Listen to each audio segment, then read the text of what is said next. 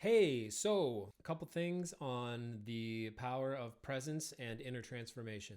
A few notes that I jotted down and I wanted to get out. Let's get into it. Much of our suffering comes from mistaking our thoughts as absolute truth. I thought it, I am smart, therefore I am right. But when we let the mind dictate reality without question, we become trapped in illusions of needing people or things, wanting people or things, endlessly doing things or passively waiting for something outside of us to complete us. All of these are just postponing the fleeting present for the phantoms of our delirious design.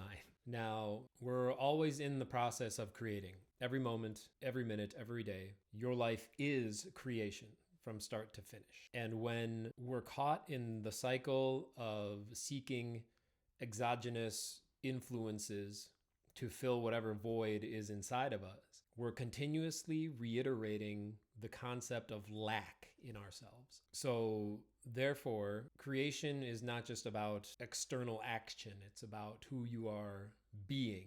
The soul does not concern itself with mere doing, it only cares about being. You see this all the time. People busy doing, go there and do this and that. And they tout this sense of accomplishment to the world around for hopes of validation of their actions from peers. Look at me, I'm doing something, but consequently you can do the thing, but still be miserable. And I'm not saying these things are mutually exclusive, but it's who you are being whilst you're doing the things that substantiates the individual. When you start to take a closer look at yourself throughout the process of your doing and ask yourself, and often, but who am I being while I'm doing this mindfulness act coming from a deeper place rather than from egoic wants, we begin to experience a greater joy.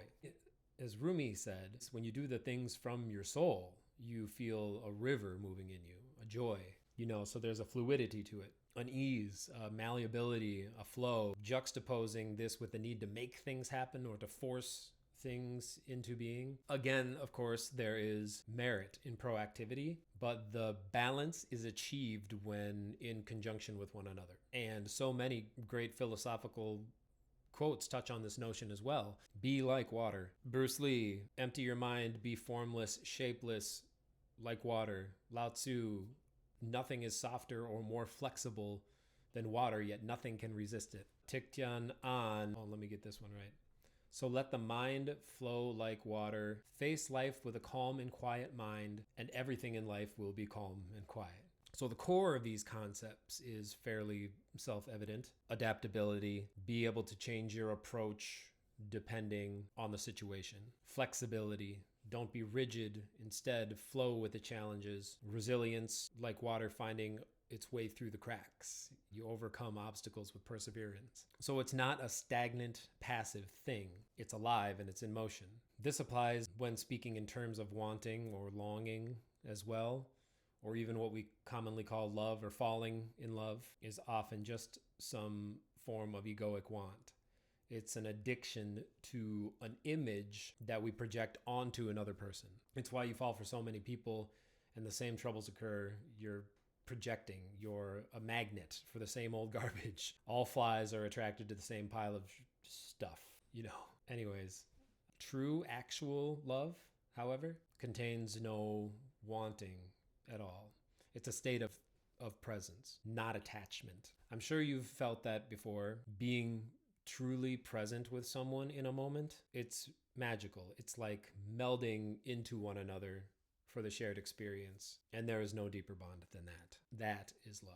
It is not laying there in want. It is an openness. It's an invitation to let things come your way, to move through you and tangle with you for a while. When you start to get the hang of this, it's likely the most transformative practice you'll ever endeavor upon. Similarly, the concept of waiting is another disingenuous frame of mind. It is rejecting the present moment, the now, in favor for some imagined future. But since your reality is created by the mind, if we shift our focus to the present, we tap into the energy of life itself. Robert Greene is awesome. He puts it, let go of the past and feel yourself carried along by the stream of life, and all the power and energy that it will bring us is in its wake. Again, water. Now, I would like to be clear. This surrender to the present moment does not mean passivity, but rather an openness to the unfolding of life that is always happening. It's being engaging or engaged with whatever's in front of you. Be a part of it. Flow with it. And if you're always a part of something, then you're never really alone. And I think that's largely at the core of all of this is, all the frivolous, busy work, the wanting, the waiting, all in an attempt to attach and hold onto an illusion of something that is alleged to complete you. The creator or the essence of existence or whatever you want to call it has never left us, not even for a single moment. It just is. We are a part of it and it is a part of us. Why even try and separate the two, honestly? And when we remember this, loneliness dissolves and a deep sense of peace takes its place. Like I said before, but in Sadhguru's words, I have never been lonely because the Creator has never left me for a moment. He has never left anyone for a moment. And we can all take solace in that. But in the end, transformation begins with the mind. And you change your mind, you change your reality. Presence, not grasping, is the key to freedom.